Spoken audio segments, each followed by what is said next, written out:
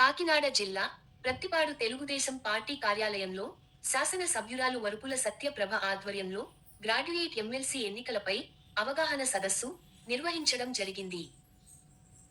ఉభయ గోదావరి జిల్లాల graduate MLC అభ్యర్థిగా ఎన్డీఏ కూటమి పార్టీల తరఫున పోటీ చేస్తున్న పేరాబత్తుల రాజశేఖర్ని అత్యధిక మెజార్టీతో గెలిపించాలని ఈ సందర్భంగా ఎమ్మెల్యే కోరారు.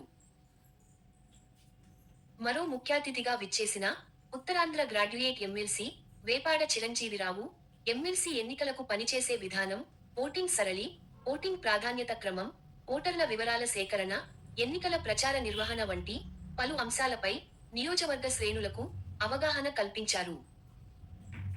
ఎమ్మెల్సీ అభ్యర్థి రాజశేఖర్ మాట్లాడుతూ, మొదటి ప్రాధాన్యత ఓటుతో అత్యధిక మెజార్టీతో తనని గెలిపించాలని, తన గెలుపు కోసం కూటమి శ్రేణులు విస్తృత ప్రచారం చేయాలని కోరారు.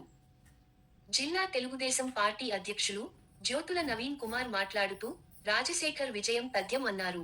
కార్యక్రమంలో బీజేపీ నియోజకవర్గ కన్వీనర్ సింగిలిదేవి సత్యరాజు మరియు ఎన్డీఏ శ్రేణులు పెద్ద సంఖ్యలో పాల్గొన్నారు.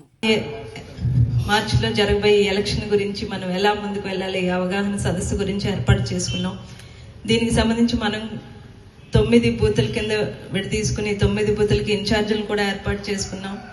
మీరందరూ కూడా మనం అందరం ఈ 4962 ఓటర్లని ఎలాగైతే నమోదు చేసుకున్నామో, మీ పరిధిలో ఉన్న ఓటర్లందరినీ కూడా ప్రతి ఒక్కరిని మనం పర్సనల్గానే అయితేనే వారు ఏ ప్రాంతంలో ఉన్నారు, ప్రస్తుతం వారు ఎక్కడ ఉన్నారు, ఇవన్నీ కూడా మనం తెలుసుకుని వాళ్ళని దగ్గర మనం రాబోయే కాలంలో మనం వ్యక్తిగతంగా వాళ్ళతో మాట్లాడి ప్రతి ఒక్క ఓటు నమోదయ్యేలా చేసుకోవడం అన్నది మనందరి బాధ్యత. కాబట్టి 5 మనం గెలిపించు 3 గెలిచేశారు, మిగతా 2 గెలిచి తీరాలి. ఇప్పుడు ఇది ఎందుకు చెప్పానంటే, ప్రధాన రాజకీయ పార్టీ దిగలేదు కాబట్టి బయట వాళ్ళకి ఇచ్చాం. ఒక్కసారి ప్రధాన రాజకీయ పార్టీ దిగితే, బాలకృష్ణ మాటలో చెప్పాలంటే, వారు వన్ సైడే అవుతుంది.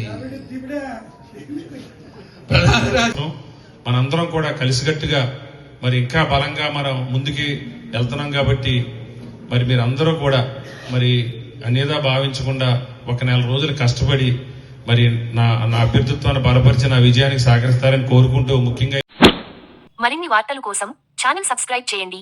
టీవీ నయనం.